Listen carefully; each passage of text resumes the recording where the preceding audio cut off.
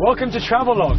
I'm Mark Edwards, and over the next 2 episodes we're going to take you on an adventure around Wuyuan County in Jiangxi Province. I'm here in Xinhua at the site of the oldest covered bridge in China. I've been told that if you walk from one end to another, it'll bring you luck and prosperity.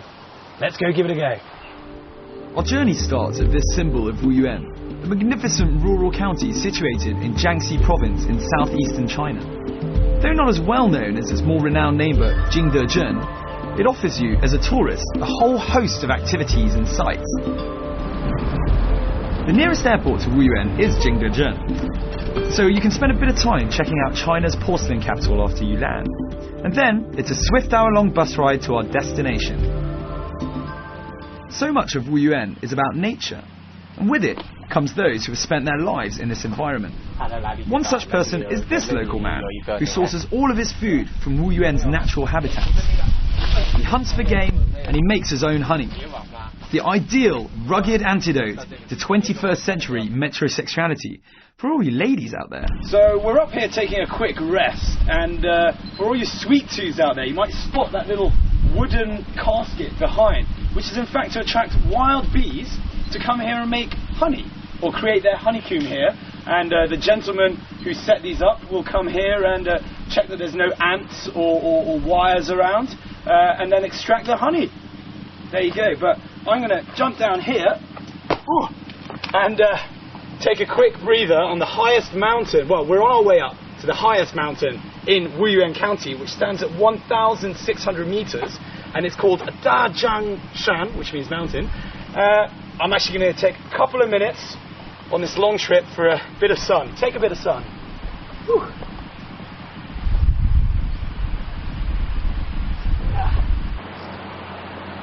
The countryside around Wuyuan is home to some of China's most immaculate views.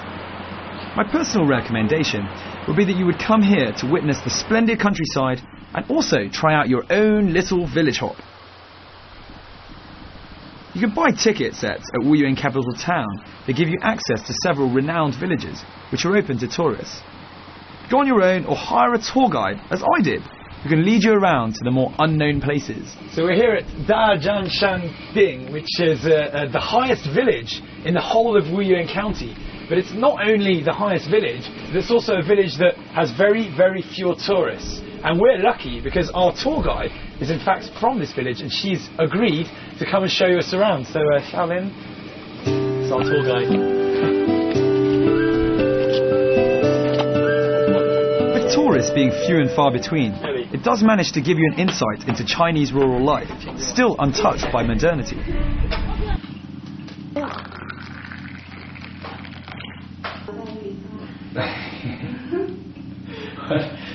One of the things I love the most about China is that whenever you're welcomed into somebody's house, they can give you, you can always expect a nice hot cup of tea, like I've been given by Xiaolin. So thank you very much. 谢谢, 谢谢.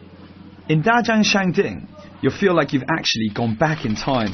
So it's somewhat of a surprise to find a small enterprise has been set up here. This might explain my rather overblown enthusiasm. Hi.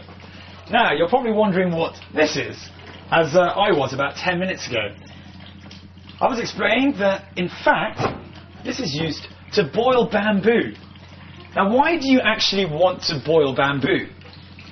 I didn't know, and I had to ask, and in fact, it's to turn bamboo, which is, you recognise this, to change its colour to white. Why turn it white? Now, I know I've got your attention, and you're wondering, you're kind of intrigued. Why would I want to show you this? Well, in fact, we're in a bamboo factory, but not a normal bamboo factory. And I'm going to get you even more intrigued if you follow me. Now, check that out. It's carving characters into, and here's the big one, a unique special edition wine holder. Well, apologies for my overexcitement, but it was hard to imagine a computerized engraving machine all the way up here. Every place in the world has its own tourist speciality, and Wuyuan is famous for its fish. It's time to see why. Welcome to the Fish Kingdom, or more precisely, the fish ponds where all the locals get to keep their fish individually. Now, they've told me that they think their fish tastes a lot better here, and they've said it's because of the high altitude and the fact that the weather means that the water here is a lot colder. And apparently, fish that live in colder water tend to grow more slowly, which means that their meat tastes a lot better. Let me try the water to see if this is true. Not the taste, but for the water. Boiling. Kidding. It's absolutely freezing. My fingers are about to fall off. Whew.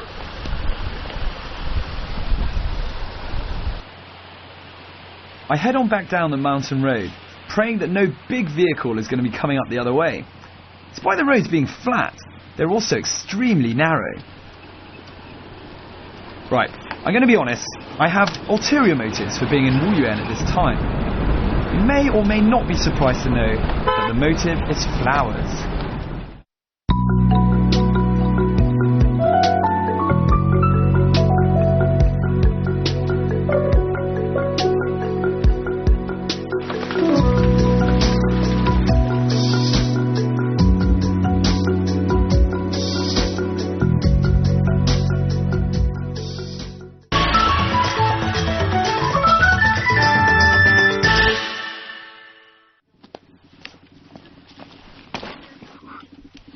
Well, you can either say I'm lucky or unlucky. It's been an hour since we left Wuyuan, and it's been raining on and off for all of that time. However, I am lucky because it's given the entire valley a mystical feel about it. If you actually look at the beautiful reservoir behind me, effervescent. There's a flower that commands as much respect and interest as the fantastic traditional villages in Wuyuan. It's the rapeseed flower, often known as the canola flower. It is put to many different uses today, including the production of animal feed, vegetable oil for human consumption, and even biodiesel. In Wuyuan, the popularity of the rapeseed has a lot to do with its extremely short lifespan. Come at the right time of the year though, which is around end of March, beginning of April if you're wondering, and the entire county is covered in these beautiful yellow flowers for about 2 weeks. Though each season does have its own appeal. That said, it's almost worth the trip alone, just to see the flowers carpeting the county in such a majestic way.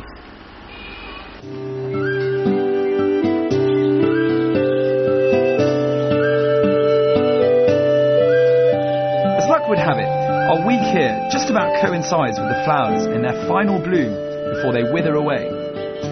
We managed to get a quick glance before they get harvested to become something more useful than just looking pretty.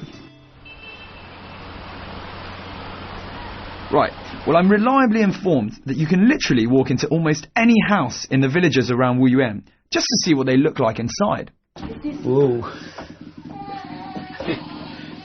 It's the kind of stairs you don't really want to be taking if you've had slightly too many glasses of wuzhou or any alcohol for that matter. Really not that easy.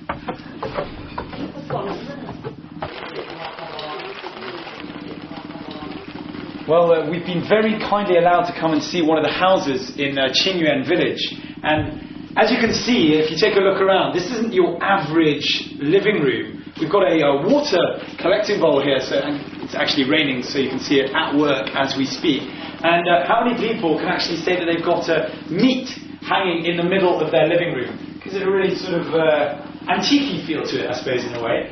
And here's the man who made it all possible, Mr. Zhang. The sleepy village of Qingyuan is located about an hour northeast from the main town of Wuyuan. It's also the birthplace of China's most famous railway engineer, Jiang Tianyou.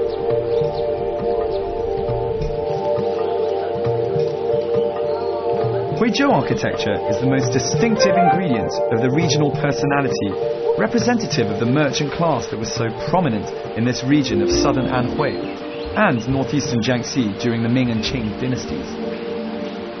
Sleepy Village suits me just fine, as I'm looking to spend some time lazily strolling around. It's a perfect place to wander about, knowing you won't be disturbed.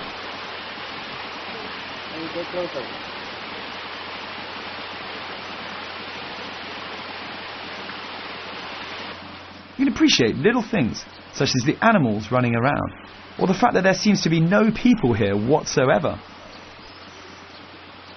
Qingyuan is much more peaceful than some of the other big villages in the county, so it's no surprise to be informed that the famous Hong Kong actor Chow Yun-fat was staying here the week before we were. I wonder if we were a week late, or he was a week early. Anyway, that's the beauty of travelling to relatively less known places. You never really know what surprises are in store. So I've been walking around Qingyuan for quite a while now, and the most refreshing thing about this place actually is that there really feels like there are hardly any people here. There are actually more animals such as dogs and cows even, and chickens walking around. But if you want to spend a bit more time here, which I probably might do later on, you can stay in one of the lovely hostels behind me that only costs 30 kuai a night. What a bargain.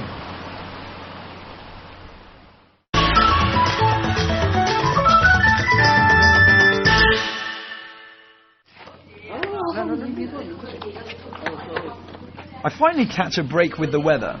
The air is fresh and the sun is out.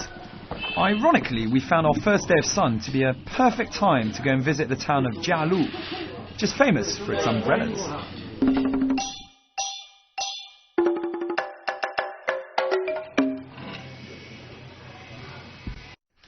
Located in the grounds of a beautifully restored former school, this umbrella factory is a delight to tour around. I'm not joking. I can't say that seeing how handmade umbrellas are produced was on my list of things to do before I die, but it's definitely an eye-opener.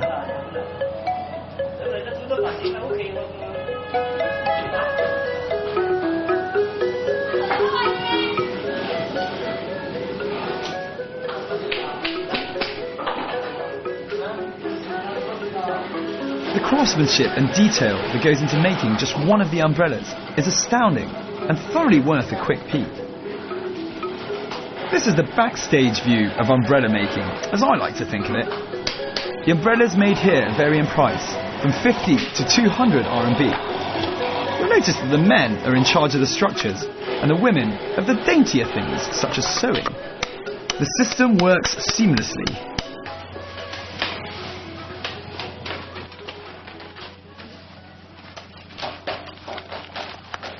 Here's another use for the bamboo besides the wine holder, as all the umbrellas are made from it. I found this to be a good spot to pick up an authentic Wuyuan souvenir. Well, I'm going to be a bit subjective and admit that this part was the most entertaining of the day. The Picasso of Wuyuan County, as I like to think of him, is impressive to say the least. I'm rubbish at painting, so maybe I'm an easier target to fall under his spell, but the pace and dexterity with which he paints is truly remarkable. Umbrellas like the one he is painting on will cost around 100 RMB.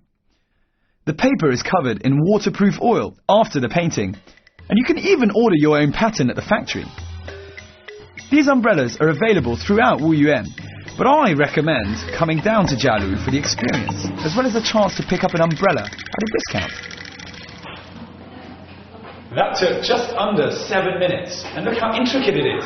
But I think that's about enough for me for the moment. Bye.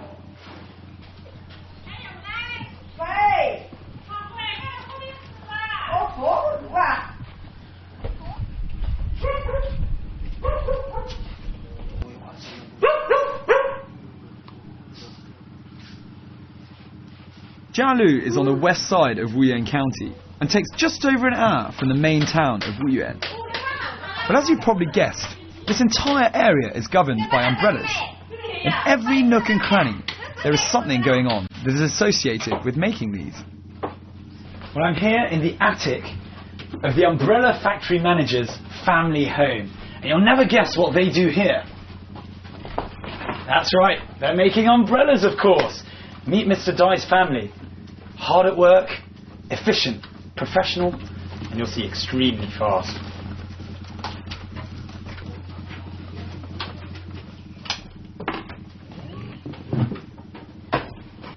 The more famous umbrellas are made of paper, but these ones are silk and therefore printed. It doesn't mean they are cheaper though. Things these would be good for using when it's raining, whereas the painted ones would probably be more for decorative purposes.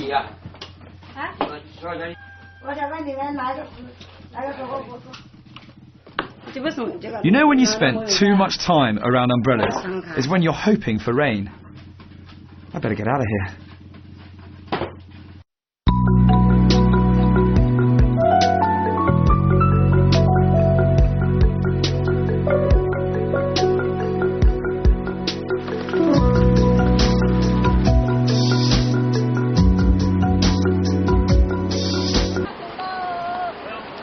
Next stop, Wangkou. Another fine example of a laid-back rural lifestyle. The tempo is slow, and some of the methods are slightly archaic, but that's part and parcel of the charm you'll intrinsically find within Wuyuan County.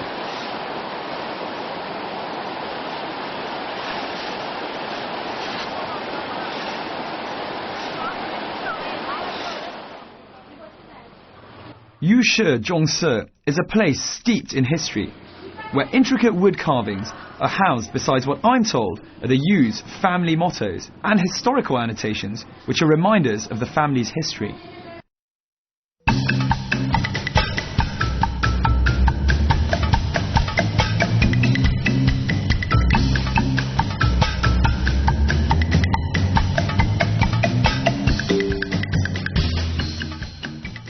The annotations serve the dual purpose of encouraging future generations and revering past accomplishments.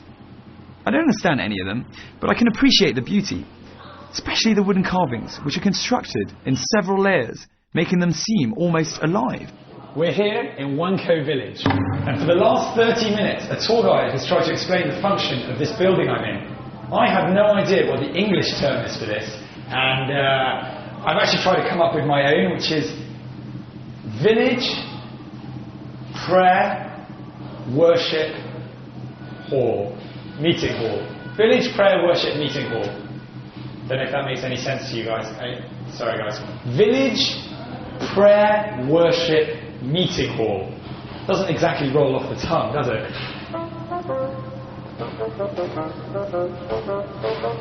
This place was built by and for the Wangkou village people who were all part of the same extended family. And they would come here to pray to and to worship their ancestors, such as these two people behind, their great-grandparents, their great-grandparents, grandparents, parents, and so forth. This building is almost 300 years old, and I've been told that it has never ever been refurbished. But on top of that, the strange thing is it's never ever, they don't pay anybody to come here and clean the ceilings. Yet, you look up, you won't find any bird's nests, any bees' nests, or any sort of local fauna. Very strange.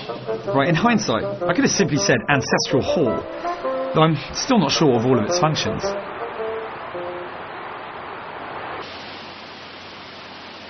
There's so much natural and traditional beauty surrounding Wuyuan, it's no surprise that a lot of the villages are a magnet for photographers and painters. We arrived in the small village of Shaoqi, which is actually busier than anything we've encountered previously. This is due to the intriguing juxtaposition of man-made structures and nature, where the Chinese respect for feng shui is evident. Now the Chinese believe that water signifies money, hence why they build these water gates behind, to keep the water for as long as possible around a village. Now the water will come from the mountains all the way down through the village and come to a rest here behind me, perfectly still, as you can see, therefore signifying that the money stays in and around the village for as long as it can. Now I don't have any artistic skills, or certainly I can't paint, but if I could, I think I'd just spend my afternoons here relaxing, listening to the soothing sounds of the water behind and just painting.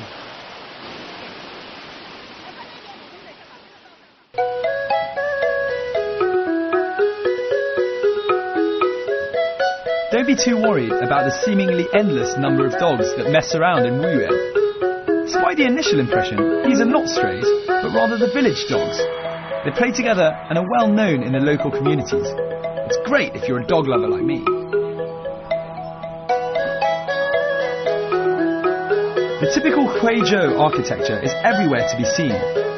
Strikingly capped with dark tiles, the white walls of Huizhou houses are regularly punctuated by windows, and these are set quite high as a way of deterring burglars.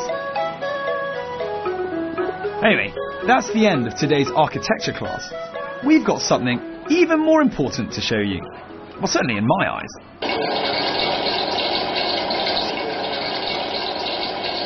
Right, here we go. We're backstage again as we take a look at a Wuyuan County kitchen.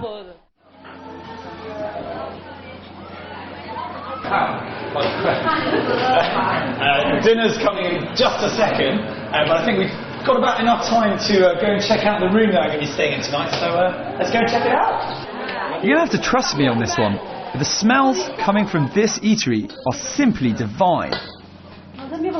Expect to find that everything you eat during your stay in Wuyuan County will be locally produced organic food. So, let's check out the rooms in this hotel. What do we got here? Okay, one room here, I've been told, costs 60 kwai per night. So 2 people come and stay here, that's only 30 kwai a person. Complete bargain. If we come in here, now look at this, 3 beds. The owner of the hotel has told me it's irregardless of the number of beds, it's still the same price. So if you come here in 3s, that'll cost you 20 kwai per person. That is cheap. Now, this is my room for the night. And let's check out the amenities. I haven't actually been in here properly. What do we got here? Yeah, shower, toilet, water. You can shower and go to the loo at the same time. And I'm actually going to go to the loo now, so bye-bye. Well, decided to change rooms, mainly because CCTV 9 isn't actually working in that room, and also because of that.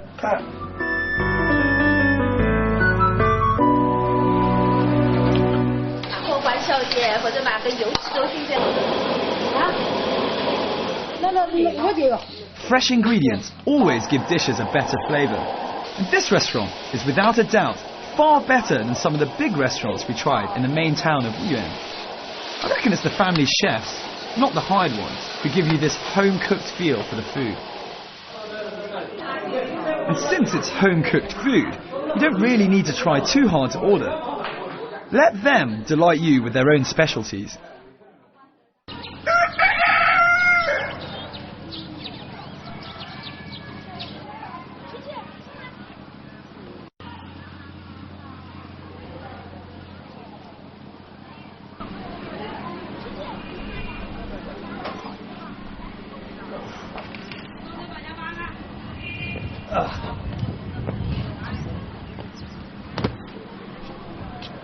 This is what it's all about. On top of a roof here in Shaoqi village, a village that dates back to 787. I've just spent the night here in one of the lovely hotels, and all I can say to you is, come and check this place out for yourself.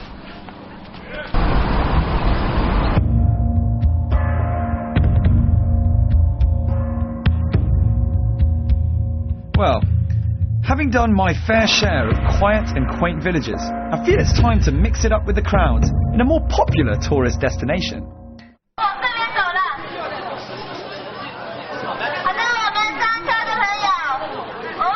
When you come to Wuyuan, make sure not to miss Xiaolikeng. It's a complete tourist village with everything geared towards serving its visitors. Yes, it is packed at weekends, but there's a reason for that. You'll be pleasantly surprised by this delightfully picturesque village. It enjoys a fantastic riverside setting and is threaded by tight alleys and held together by quaint bridges. So we're here in the village of Xiao Li Kung, Small Li Kung, which is literally overrun by tourists at the moment. That's no surprise when you look at places such as these that really reflect the Hui architecture of the time. Now, something that's rather interesting is the fact that a place like this would have its main entrance hall looking out onto the side of a little street, and that reflected its social status. Whereas if you look behind me, at the number 2 over there, looks out onto the main street, and that is of a government official. The famous houses in Xiao Li Kung are now open for tourists. The village feels as much like a museum as it is a shopping haven for gifts.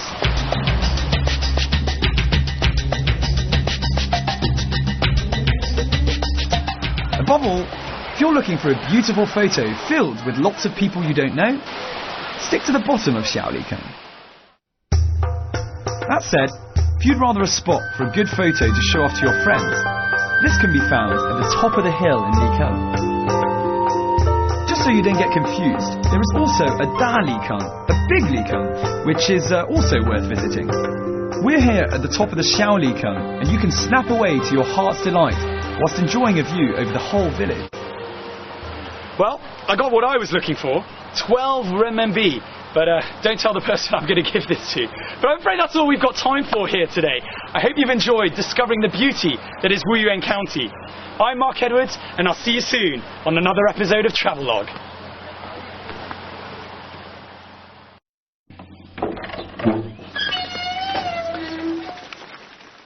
Don't miss the next episode of Travelogue. There's still plenty to see in Wuyuan.